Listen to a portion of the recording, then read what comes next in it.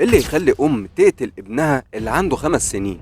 انا ذات نفسي مش مصدقه لحد دلوقتي ان انا عملت كده في ابني. مش مصدقه لحد دلوقتي ان انا عملت كده في ابني. في يوم 9/8/2024 وصلت إسراء للمستشفى العام بالسنبلاوين، وكانت شايلة على إيديها الطفل مصطفى.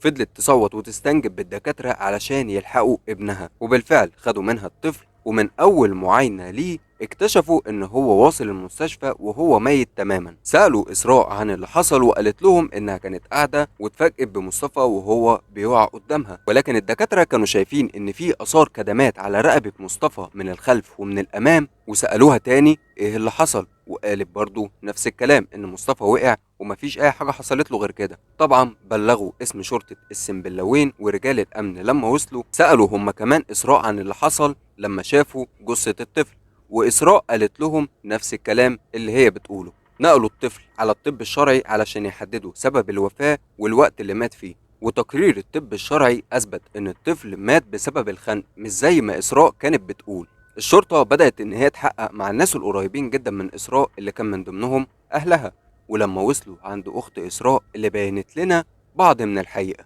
أخت إسراء قالت إن إسراء هي اللي قتلت ابنها، وإنها متأكدة من الكلام ده لأنها في اليوم ده سمعت إسراء وهي عمالة تعيط في أوضتها.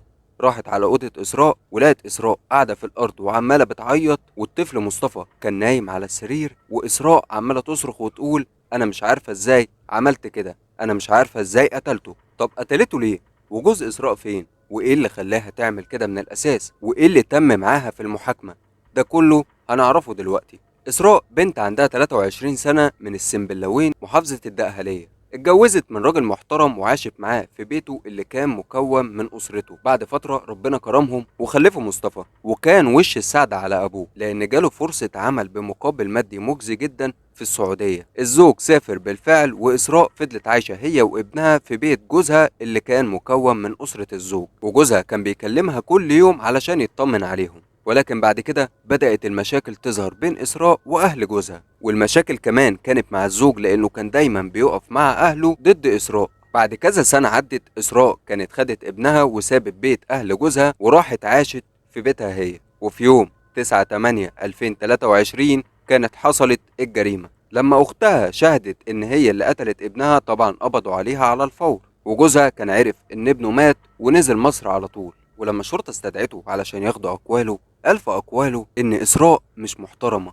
وقتلت ابنها لأنها كانت بتعمل علاقات محرمة مع كذا حد، وده الكلام اللي الزوج قاله. طبعا لحد هنا كان خلاص التهمة ثبتت على إسراء ومش هتعرف تكذب تاني، لحد ما قررت إنها تعترف بكل حاجة. وقالت في اعترافاتها إنها كانت عايشة في بيت أهل جوزها وكانت ساكتة وراضية عن اللي بيحصل، والمشاكل كلها بدأت تظهر لما أهل جوزها كانوا بيقولوا عليها كلام وحش، إنها مرافقة رجالة وبتعمل علاقات محرمة والكلام ده. وجوزها اللي كان مسافر السعودية كان شايف إن أهله معاهم حق، وكان دايما بيقف في صف أهله وشاكك إن إسراء خاينة. وخليني أقولك إن ده كان مجرد شك، يعني هو ما كانش متأكد من كلامه. ابنك ما كنتش عارفه.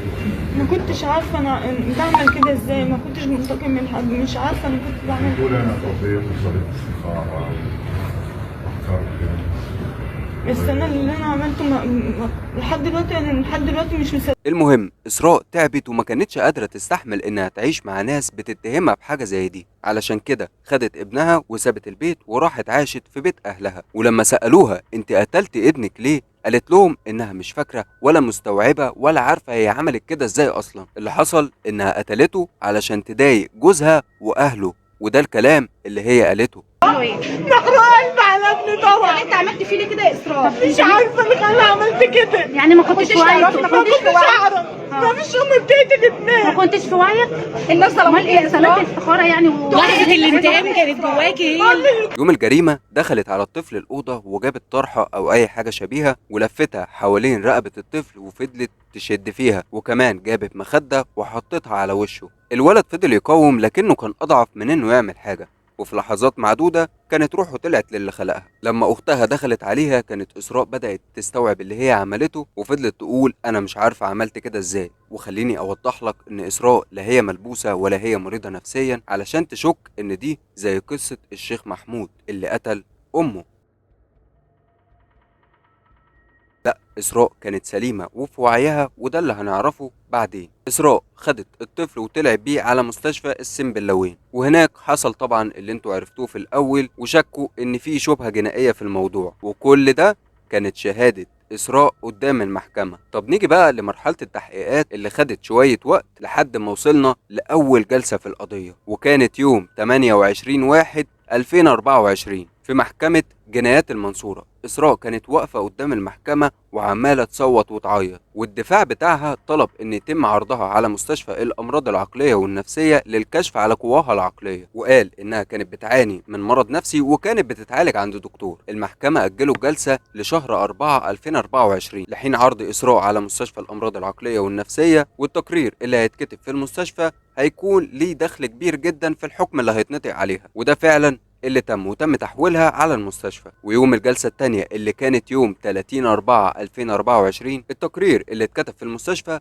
كان صادم جدا لإسراء، لأن التقرير قال إن إسراء لا تعاني من أي مشاكل نفسية وكانت في وعيها جدا لما ارتكبت الجريمة. وفي نهاية الجلسة المحكمة حكمت على إسراء بإحالة أوراقها إلى فضيلة المفتي، وتم تحديد جلسة يوم 28/5/2024 للنطق بالحكم النهائي. ولما وصلنا للجلسة المفتي قال إن إسراء تستحق الإعدام، وهو ده الحكم اللي اتحكم عليها في نهاية الجلسة. بس على فكرة ده ما كانش الحكم النهائي لإسراء، لأن بعد فترة إسراء عملت استئناف للقضية، وفي يوم 9/12/2024 تم قبول طلب الاستئناف اللي عملته إسراء لسماع أقوال إسراء على الحكم بتاعها. وفي الحكم ده إسراء فضلت تعيط وتصوت، وكالمعتاد فضلت تقول أنا مش عارفة أنا عملت كده إزاي. ابنك وجوزك ما كنتش عارفه اهله ما كنتش عارفه انا بعمل كده ازاي، ما كنتش منتقم من حد، مش عارفه انا كنت بعمل بتقول انا قضيت وصلت استخاره وفكرت كده. بس انا اللي انا عملته لحد دلوقتي انا لحد دلوقتي مش مصدقه. وحكت ان بسبب الضغط النفسي اللي كان عليها اللي كان مسببه جوزها واهله، وانهم كانوا بيشكوا فيها وبيقولوا عليها كلام قدام ابنها، كلام يعني ما يصحش ان هو يتقال، قررت في لحظة غضب انها تقتل ابنها علشان تحرق قلبهم. ولكن في الواقع هي اللي اتحرق قلبها، لان مهما كان الخلاف بينك وبين اهل جوزك او جوزك مش هيوصل ان انت تقتلي ابنك علشان تنتقمي منهم. والجلسة اتأجلت لتاني يوم اللي هو كان 10/12، ودي طبعا كانت اخر جلسة في القضية اللي طولت جدا، والحكم اتخفف من الاعدام للسجن المؤبد. إسراء اول ما سمعت الحكم قعدت على الارض وفضلت تعيط وتقول انا نفسي ابني يسامحني.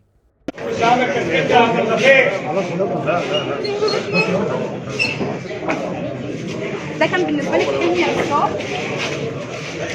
الحمد لله يا رب ان انا خدت كده، بحمد ربنا على ان انا شفته، وبحمد ربنا على ان انا خدت. يا رب يسامحني وابني يسامحني على اللي انا عملته فيه. ابنك لما بيجي في بالك زعلانه عشان ابنك يا إسراء؟ محروق قلبي على ابني طبعا. انت عملتي فيه ليه كده يا إسراء؟ مش عارفه اللي خلاني عملت كده. يعني ما كنتش في وعيك؟ ما كنتش اعرف، ما فيش ام بتقتل ابنها. ما كنتش في وعيك؟ الناس ظلمت ايه؟ صلاه استخاره يعني لحظة الانتقام كانت جواكي هي كل اللي كان ظلمني الحمد لله يا رب، الحمد لله، الحمد لله يا رب ان انا خدت مؤبد يا رب.